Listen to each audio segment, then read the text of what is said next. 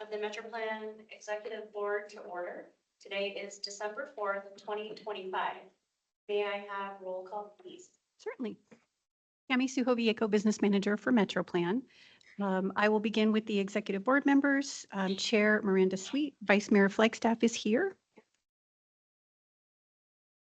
Vice Chair Begay, not present. Member Aslan, not present. Member Williams. Here. Thank you. Member Daggett. I see that she's here online. On mute. And muted. Here. Thank you, Mayor Daggett. Here. Member Peshlikai. Here. Thank you. Member Vasquez. Not present. He is on his way. I'm listening in for him. This is Martin Teeth. Thank you, Martin. We have no alternates present. We have a quorum. We can begin. Thank you. So I'm going to move down to public comment. At this time, any member of the public may address the board on any subject with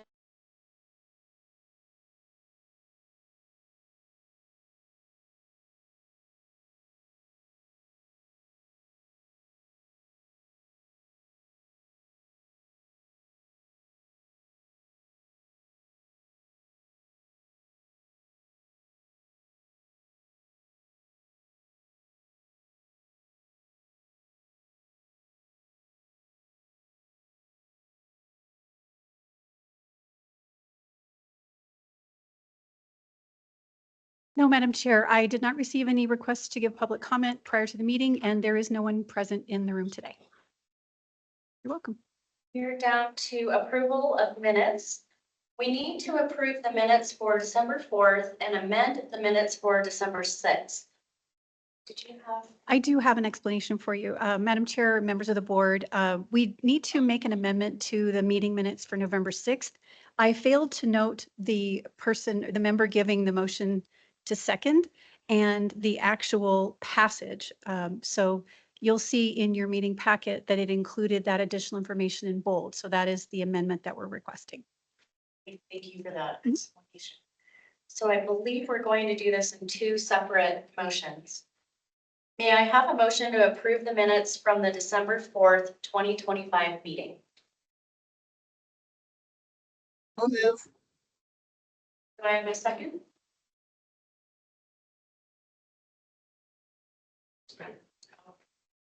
Thank you. Second. Thank you. All in favor, say aye. Aye. Aye. Aye. Aye. All opposed? Or all opposed, say aye. Aye. Oh, We do have an opposed?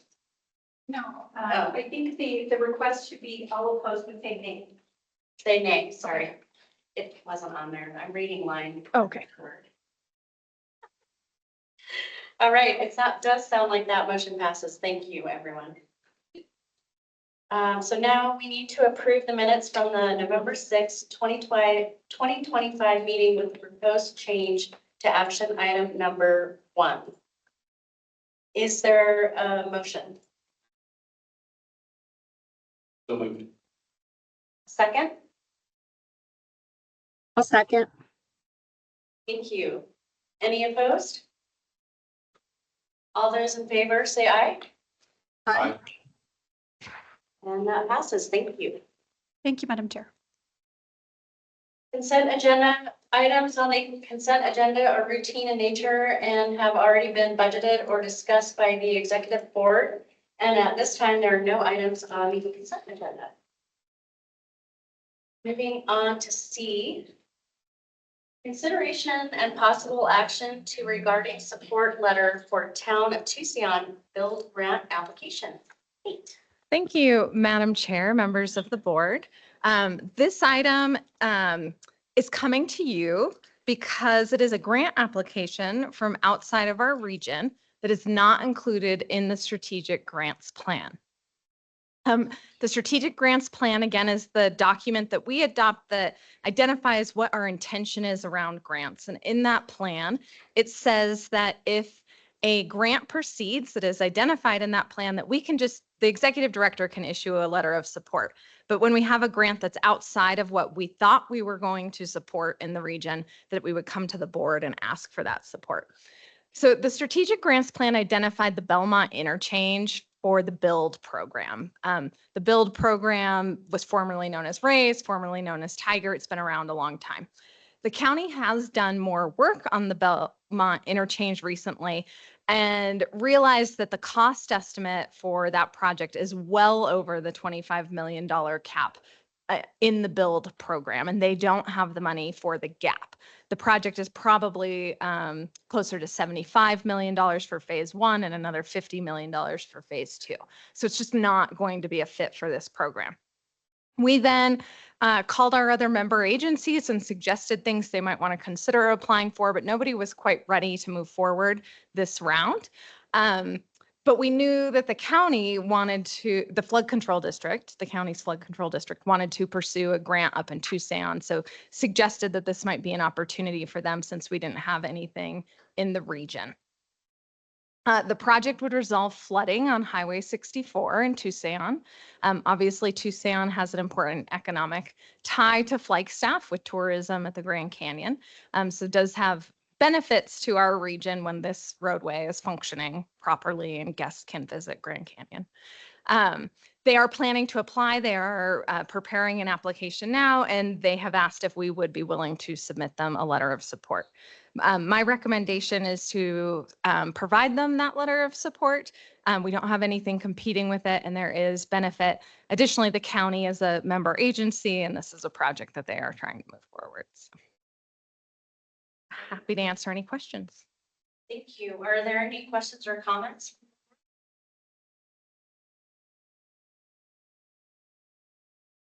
I am not seeing any.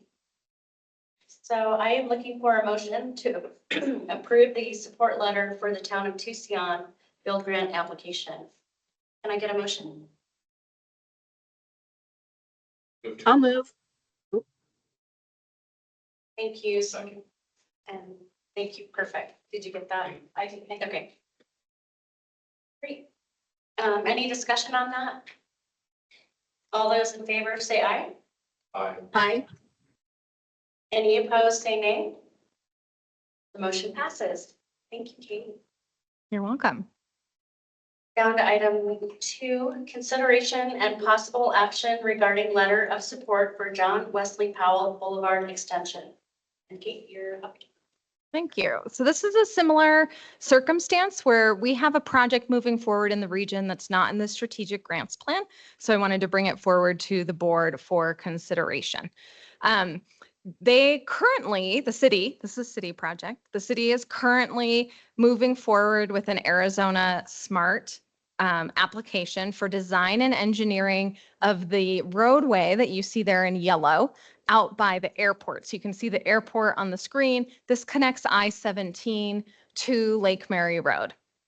The Arizona Smart Grant allows for design and engineering awards so long as somebody will then submit for a federal grant in the future, which is where it comes to impact the strategic grants plan. I had a conversation with city staff about what federal grant they intend to apply for in the future, and they are looking to apply for the BUILD program, the program we just talked about, within the next 2 years. The strategic grants plan in future years identified that the region would support an application for the bikeway along Milton Road. We have been working on a major update to the strategic grants plan that we will bring to the board in the next couple months. But we were proposing to remove that project anyways due to this administration's federal priorities. It's highly unlikely, I think, that we would get funding for a bikeway parallel to Milton Road at this current time. So with that, with removing that project, there are open spaces that we can plug this into that strategic grants plan. It's an important project in the region for a number of reasons. One, we have a lot of policies in this region about connectivity. So connectivity is really important because people have choices and options. We can relieve pressure on Milton through this connection and reduce vehicle miles traveled through this connection. Additionally, I wanted to bring up the regional plan for you to give you some more context. So this is the regional plan that will be going to the voters, the map from it of the same area. You see that that road would go right through the middle of that blue box. That blue box is identified to be an employment district. So building this road out will help us make these land uses that we have identified a reality. This is the street network that's identified in the regional plan. And you can see the road there is that blue line. There's a little piece of the purple line that is in the northeast side. That connection is part of this project. And then what's not part of this project is that orange line in the middle, but that goes through the heart of that employment center. So it's really this group of roads that will bring that employment center to fruition with infrastructure. With that and with the ability to put this into the strategic grants plan, the action is a little bit different. We didn't have support letters ready yet, and there might be 2 grants to support or multiple grants to support. So this is just authorizing the executive director to go ahead and submit the support letters for the project for the different grants that are going to come up surrounding it. And I'm happy to answer any questions. Great, thank you. I do have a question. If we approve this and you are writing the letters, will you let the board know? Yeah, I can absolutely let the board know that we have done that. The SMART application is moving very quickly. We would probably write that one in the next week, honestly. The build application would obviously be at least about a year away, I think. And so that one would be a little bit further out. But the SMART application is moving forward very quickly. So Great. I will acknowledge that Chris Fair and Paul Mood from the city are here just in case there's questions for them on the project as well. Want to have questions or comments?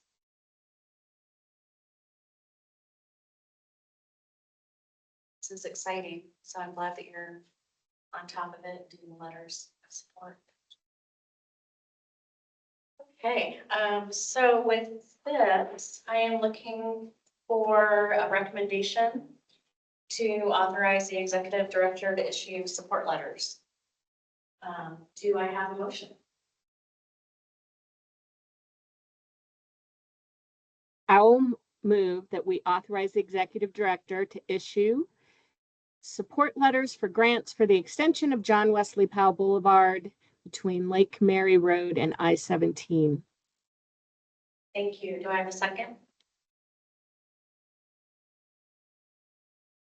Second. Thank you. Any further discussion? All those in favor say aye. Aye. Any opposed? And I only heard one aye. I'm going to ask again. All those in favor say aye. Aye. Thank you. And I didn't hear any opposed, so that motion passes. Thank you. Thank you for coming online, Paul and team.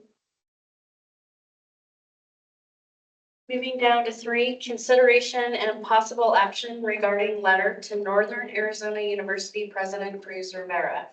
8. Thank you, Madam Chair and members of the board. Background for this is that many years ago, NAU participated as a member of MetroPlan. However, their attendance was not regular and it created quorum challenges for the board of directors to be able to meet.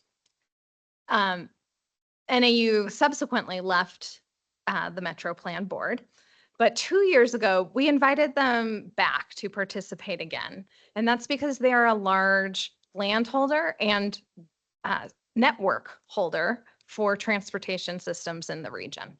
They own roads, bikeways, sidewalks. They run and operate a transit system. And so they really are key to the conversations that we have about how this community moves.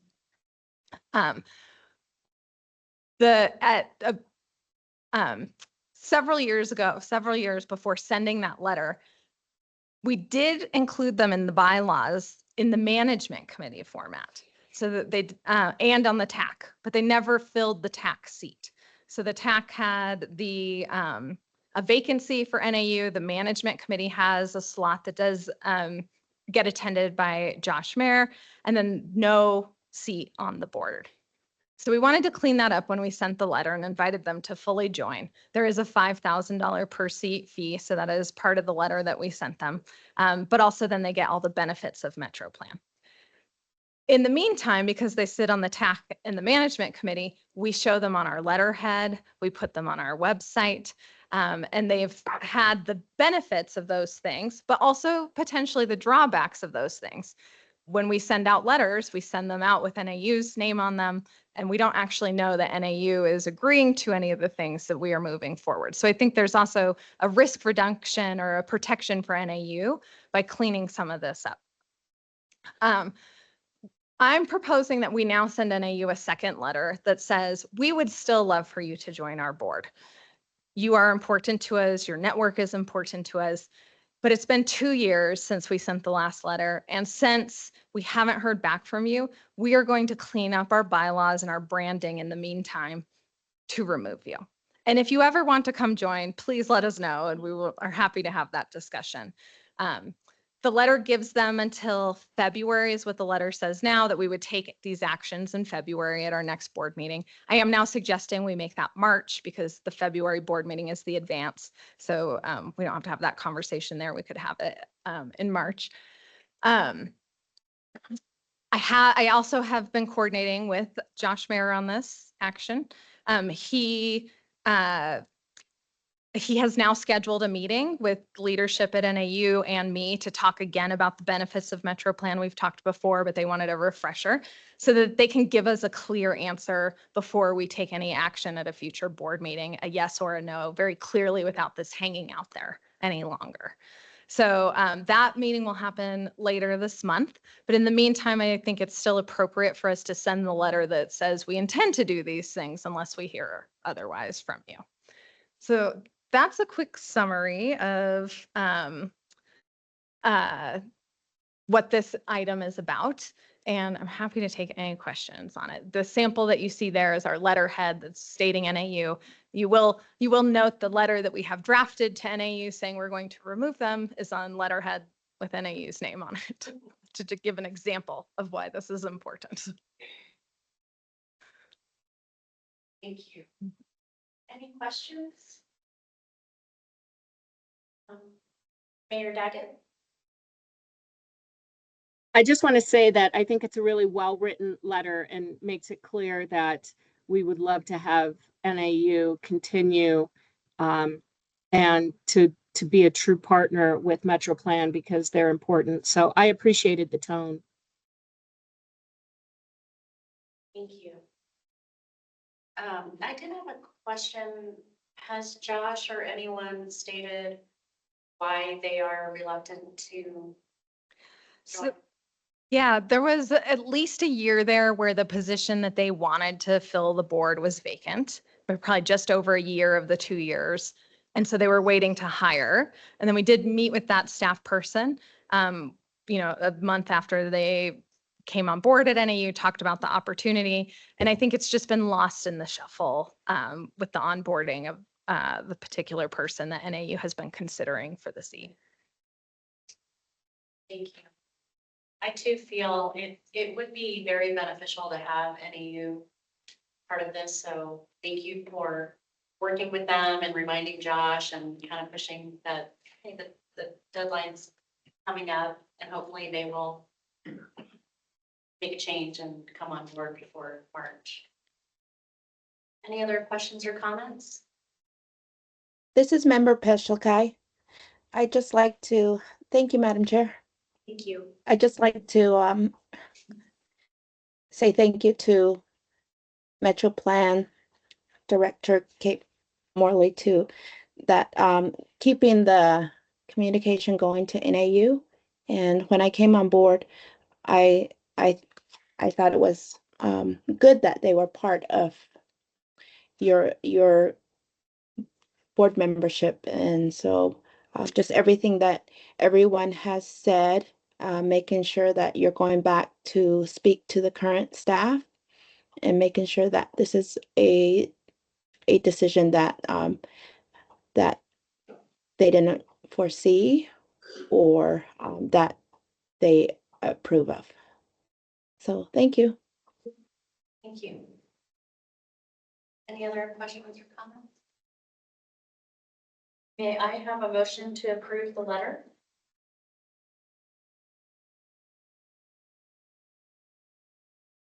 So moved, Madam Chair. Thank you. Can I get a I'll second? I'll second. Thank you, Mayor Daggett. Any further discussion? All those in favor say aye. Aye. Aye. Any opposed? That carries. Thank you. Thank you, Kate, for that. We are down to discussion items. Civil rights training, and this is Tammy. Good afternoon, Madam Chair, members of the board. I'm here today to present our annual Title VI Civil Rights Training. It's a little bit different this year. You may be used to having ADOT present, but I'm here today to give you more of a personal view of what our MetroPlan plan is. Because MetroPlan receives federal funding, we're required to follow Title VI, the Civil Rights Act of 1964, and to create an annual plan every year. So that's what we're going to review today. So I'll start by giving just a brief overview of the Civil Rights Act. Title VI of the Civil Rights Act of 1964 states that no person in the United States shall on the grounds of race, color, or national origin be excluded from participation in, be denied the benefits of, or be subjected to discrimination under any program or activity that receives federal financial assistance. This was an important federal law. It was put into place to prevent discrimination that was occurring at that time and to prevent that from occurring in the future. It was implemented to prevent subsidizing discriminations with funds, to address grants that were in place at the time under the separate but equal doctrine. And it provided an alternative to litigating each incidence of discrimination on an individual basis. Later in 1987, the Civil Rights Restoration Act made it a blanket that any program receiving federal funding must implement Title VI coverage for those populations for any program that they operate, not only the programs that are federally funded. And so it expanded some of that coverage in 1987. So what do individuals, what are they covered? So what does it ensure?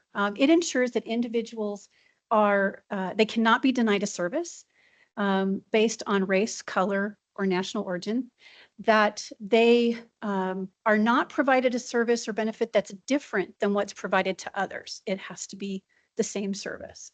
And they are not restricted in the enjoyment of any of the advantages or privileges that are enjoyed by others. There's an example there of equality versus equity, which is the goal of what we're trying to accomplish. If we stopped at equality, we would still be lacking. So our intent is to provide equity among those populations so that everyone has the equal access, as demonstrated in the little graphic.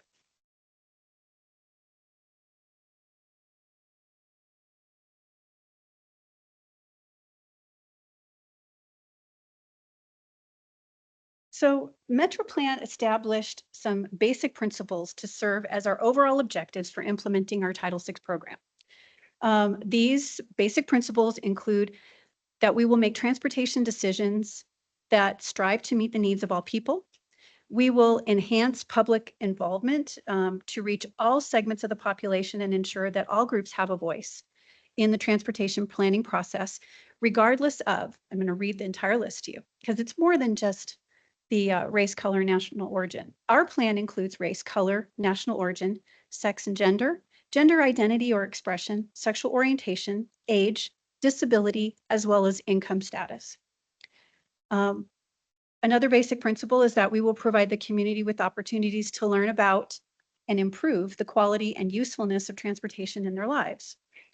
We will also improve data collection, our monitoring, and our analysis tools that assess the needs and analyze the potential impacts of our transportation plans and programs on these Title VI protected populations. We will also avoid disproportionately high or adverse impacts on the Title VI protected populations, and we will comply with the requirements of Title VI and the accompanying rules and orders.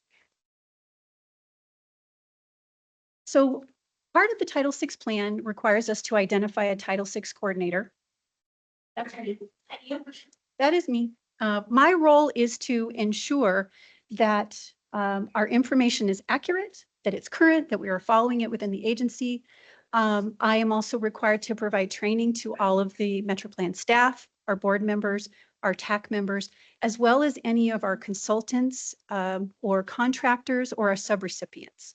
I'm glad I'm recording this training because I'll be able to use it now going forward to provide that training to anyone who isn't present today.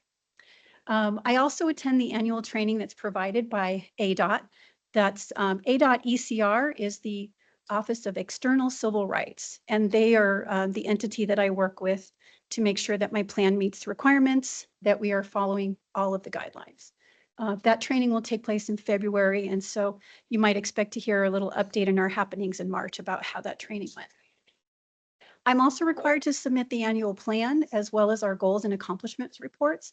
And as a coordinator, I monitor all of the complaints. Glad to say we haven't had any, so there hasn't been anything to monitor, but I have responsibilities in that area as well.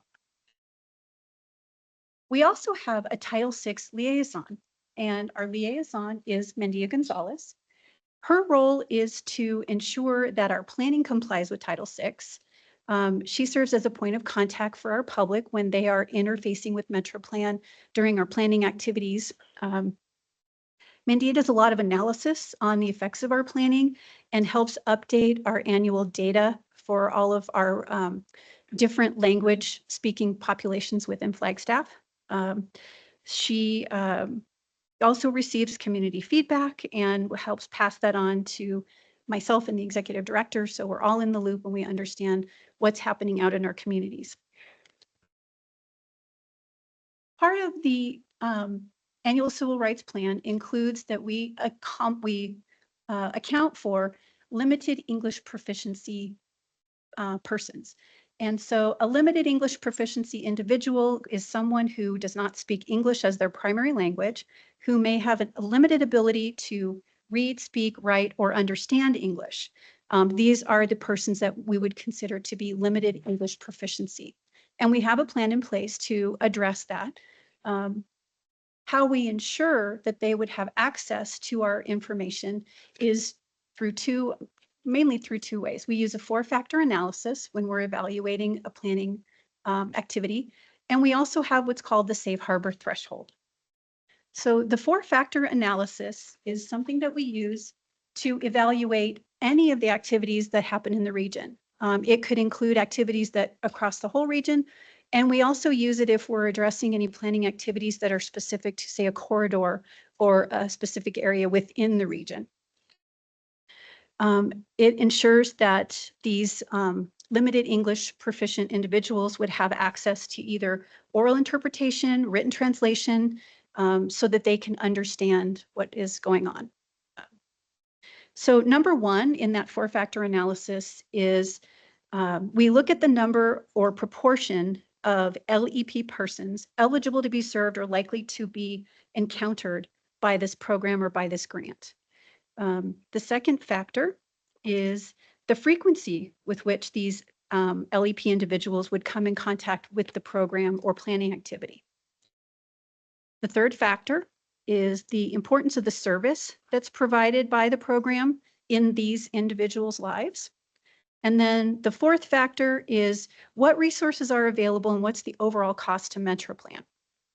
We do have limited resources and financial we have limited staff and financial resources. So we've determined at this time, based on, we'll talk about it in just a minute, about safe harbor threshold, we're not currently translating all of our plans into other languages.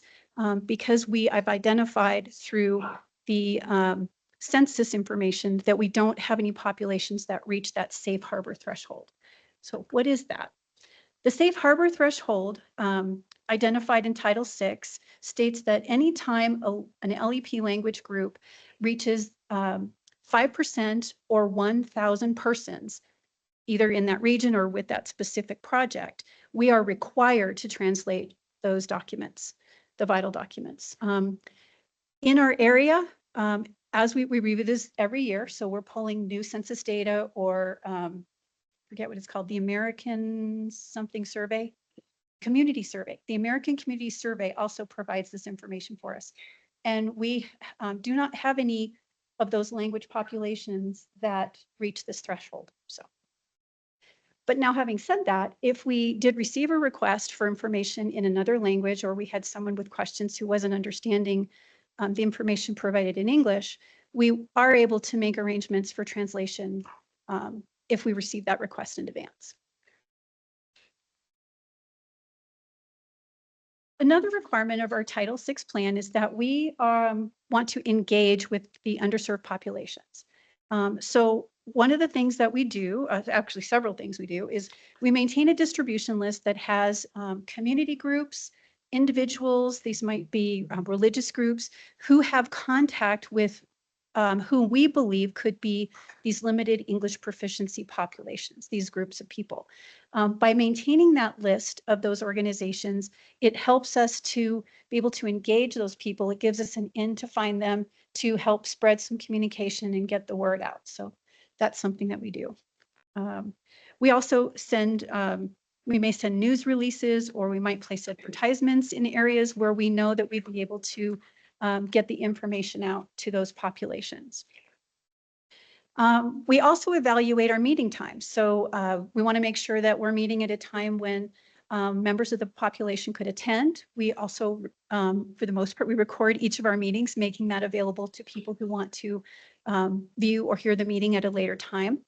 Our meetings are in a location where there's access to transit. There's alternatives for people, alternative ways for people to get to our meeting. And not only, it includes people who may have a physical disability, they'd have access to get to our meeting. And we accommodate those as we learn about them. We also evaluate the effectiveness of our communication tools every year. We look at, it's one of our key performance indicators, public engagement. So we are monitoring that. And then we strive to provide our technical information in a manner that's easy to review by all populations. If we find that there is someone who is, say, sight impaired or a non-English speaker, or maybe someone without extensive formal schooling who needs assistance in understanding the information, we are able to provide that.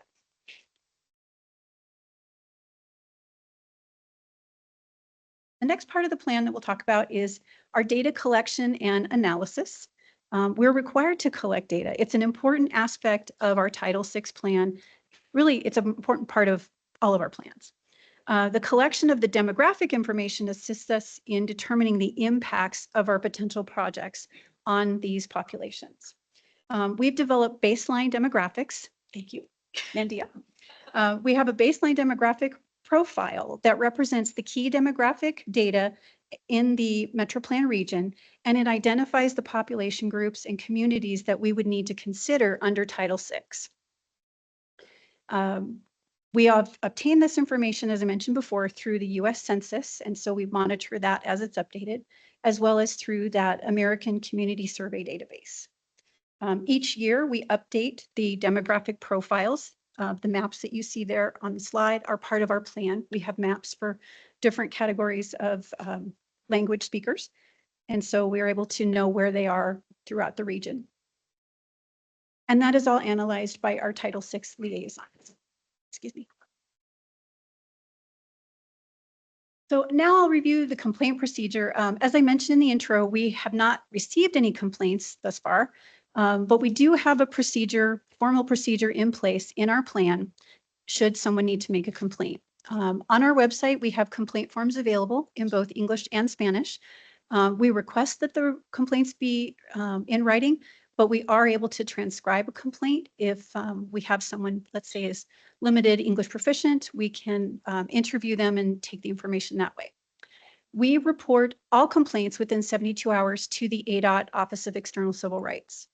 And then this little chart is here to identify who investigates. So if the complaint is associated with a Federal Highway Administration program, they will investigate their own complaints. So we turn that over, forward it to ADOT, is then forwarded to Federal Highway Administration, and they complete the investigation.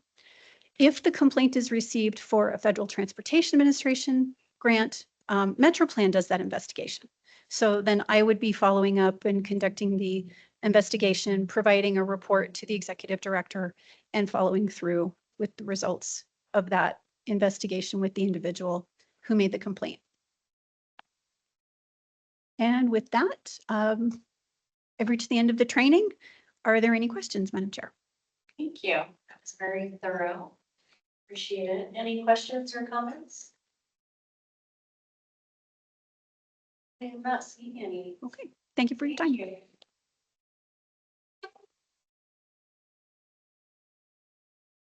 you. Session item 2, transportation demand management update. Yeah.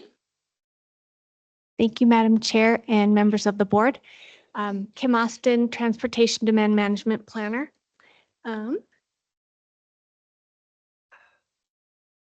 I'm just here to let you know that MetroPlan is signing a third contract extension with Mountain Mojo Group for $15,000.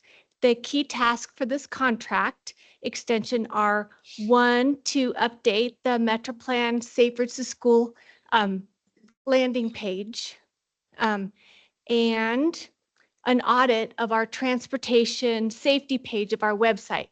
So on the right side of your screen is just an example of our webpage.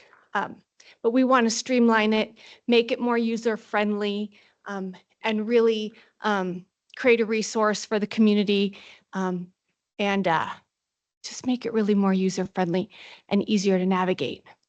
And then the second reason and key task for Mountain Mojo would be to create a bound educational booklet to accompany a toolkit resource for the schools for the MetroPlan region. And the booklet will include information and lesson plans on pedestrian and bicycle safety, as well as guidance on walking school buses, how to start them, bike trains, other modes of transportation to reduce parent-driven trips and increase walking and biking. And then after we receive the audit, you might, I'll probably come back here and give you a kind of a synopsis and next steps on that. And I'm happy to answer any questions if you have any.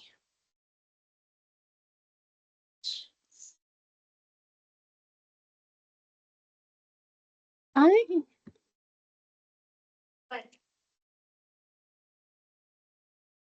have a question. And Mayor Dagan. So Kate and I were going back and forth about the traffic issues on 180 in front of Seacrest.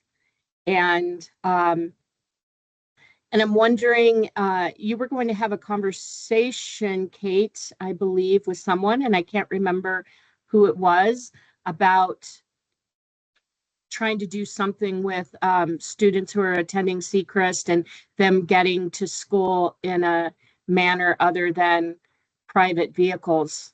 And I'm wondering if that was fruitful at all.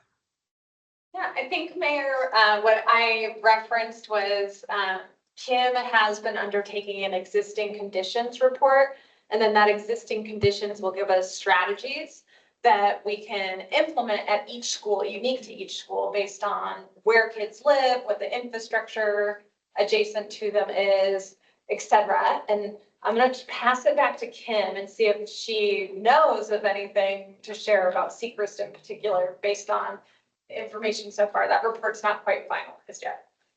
Thank you. Well, thank you, Mayor Daggett. Well, it's not going to be, obviously the results aren't in. It's not going to be a surprise, but most kids are driven to school these days. But my goal with this resource is to educate and empower the schools to implement Safe Routes to School programs. And my goal at Secrest particular is to create kind of a park and walk is what I'm thinking. Again, we're waiting for our consultant to come back with specific guidelines and recommendations, which will be part of that existing conditions. And what's going to be really neat about this existing conditions report, it's going to have varying recommendations from the school level and MetroPlan level all the way up. So it's going to be at planning all the way to infrastructure.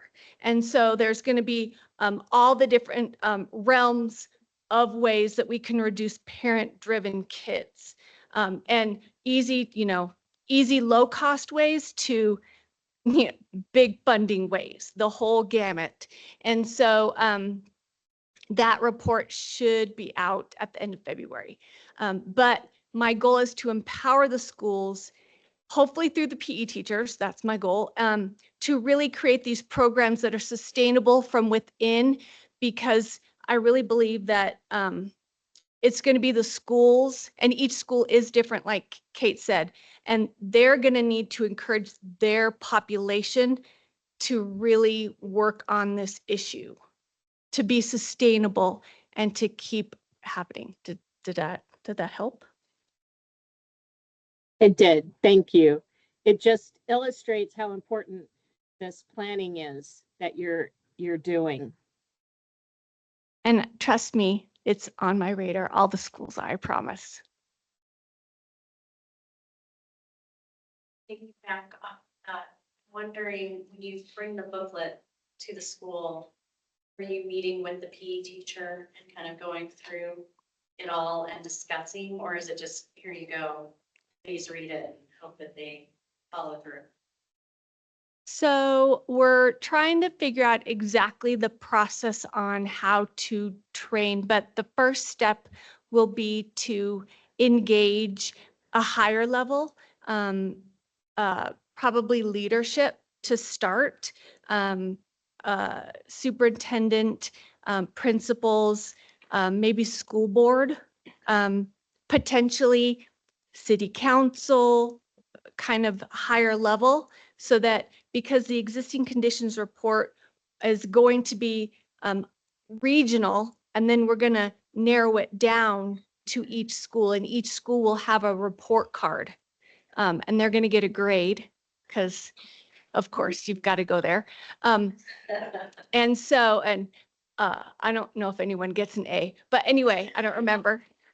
Anyway, but so on that note, you sort of have to go high, and then we'll go from there, and then go to each school. And then I've had some conversations with the Safe Routes to School National Partnership to see how that they could come in and potentially help us with some training.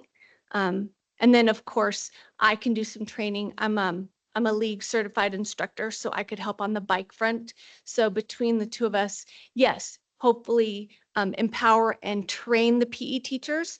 If I don't know if some charter schools don't have PE teachers, so we'll have to figure that out.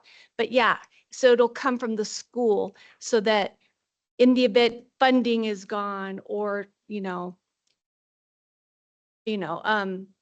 staffing changes, the school will always be encouraging this.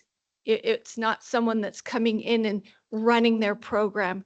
They're running their own program, so it can still be sustainable. That's my goal. Chair, if I can just build him up here for a minute. She's such a creative staff member, and I think able to build energy around this. And I'm not sure what came across clearly in this is the toolkit that's going to go with the booklet is going to be a box Yeah. of supplies for PE teachers to implement all the lesson plans that Kim is going to give them. So we're hoping to make it exciting. They'll get this big package of things to do with kids laid out for them in advance. Kim's also really creative about how do we get the teachers to participate, right? They're very busy. We're looking at ideas like maybe there's a drawing to send a PE teacher who comes to training to the National Safe Routes to School Conference, those kinds of ideas. So she's just super creative, and I love the ideas that she brings me about building momentum in this program. Yeah, they're gonna get a box of stuff with the bound book, Okay. reflective vests and a helmet and maybe a brain. Not that they don't have it, but the kind, the teaching, I'm sorry, that sounded terrible. A teaching brain Yeah. that explains the importance of wearing a helmet. Sorry, that sounded really bad. Anyway, you get the idea. Yes, the tools that will help them teach the kids. Yes. That really helps frame it. I was picturing just a booklet, but now. I'm sorry. Thank you, Kate. I appreciate that. It's all in my head and it didn't come out.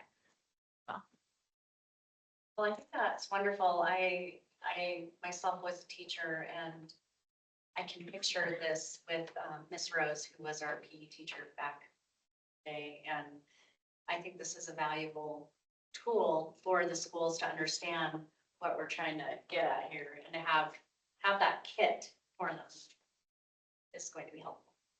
Thank you. Yeah, thank you. Any other questions? Questions or comments? I've not seen any. Thank you. Thank you very much. Exciting. Down to MetroPlan happenings. Tell us all the good things. So many good things. Thank you, Chair. Here's just a couple of the good things going on at MetroPlan. I want to acknowledge Member Vasquez for his virtual comments at the last State Transportation Board meeting on US 180. He was brave and did say, do a 180 on US 180. And fund the project. So Member Aslan has agreed to speak at the meeting on the 16th, and then we'll be looking for more members to speak at the upcoming meetings as well. Thank you. The next item is we celebrated the retirement of Martin Ince, the city's multimodal planner. He was actually a longtime MetroPlan employee. It was a joint position for many years, and so participated in sending him off. And I just want to acknowledge this team. They woke up at 6:30 in the morning to bike across town in the rain to meet Martin at his house and bike with him on his final bike ride. He had never driven his car to work in 28 years. And so we had to help him out on that last rainy morning. And Dave came in and made us all breakfast burritos. So that was great. We kicked off our project prioritization process. This is the second item we're working with Kittleson and Associates on, where we're gathering all the projects in the region into a GIS platform where we can see the maps of the things that we've said we're going to do. So really excited about that. And then also working on data collection for the Safe Streets Master Plan with Kittleson as well. So those are the two contracts that Kittleson and Associates has. Grants, there's been a lot of movement on grants actually in the last couple months. So that's been exciting, or in the last month. One, we supported the city with an off-system bridge program application for the bridge at Mead Lane over the Rio de Flag that would rehabilitate that bridge. It's in pretty in need of repair if you have been over that bridge lately. We're also helping staff right now with support letters for the Big Fill Lake rail project. This would reduce flooding on the east side of town and allow for the future expansion of the BNS tracks there. Really excited about that project as well. It also is proposed to have a pedestrian underpass on the east side, which we all know is a needed option in that part of town. We've helped Mountain Line with a couple grants, a 5311 grant for their van pool program, and then a 5305E grant, which is actually a grant we apply for on their behalf for an operational assessment.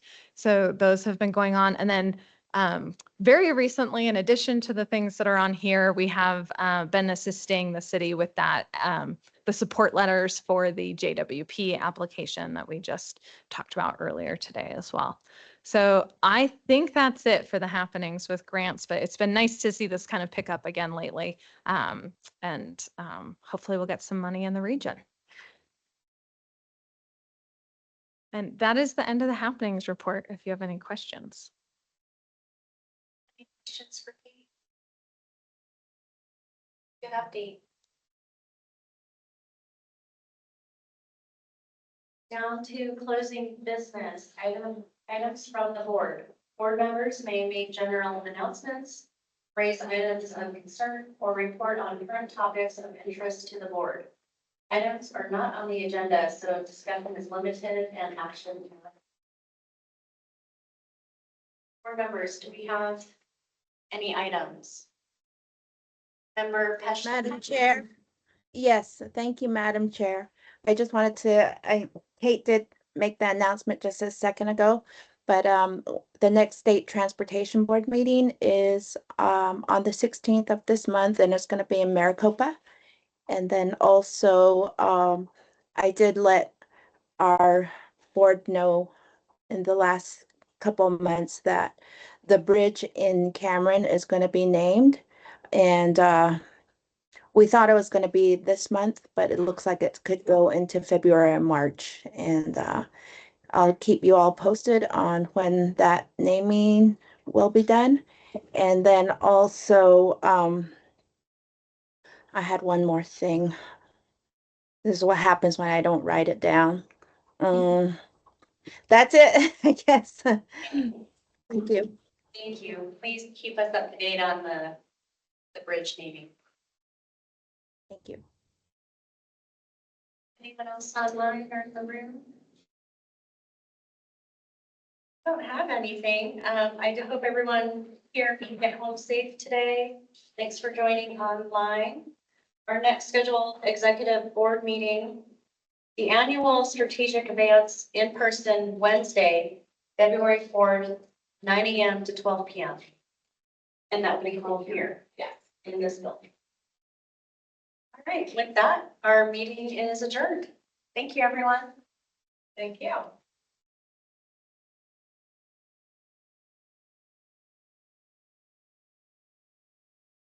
Martin's big.